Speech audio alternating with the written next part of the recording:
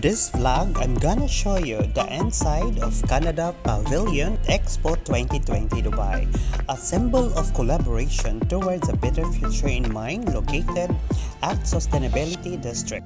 Embark on an immersive journey through Canada's past, present, and future, and discover the values that drive a spirit of innovation and collaboration.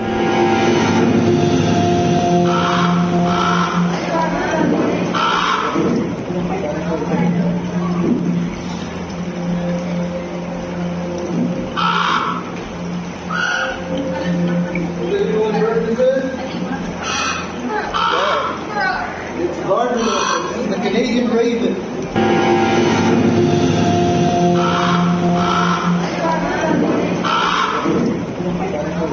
Now what it means, before the string was many birds all alone.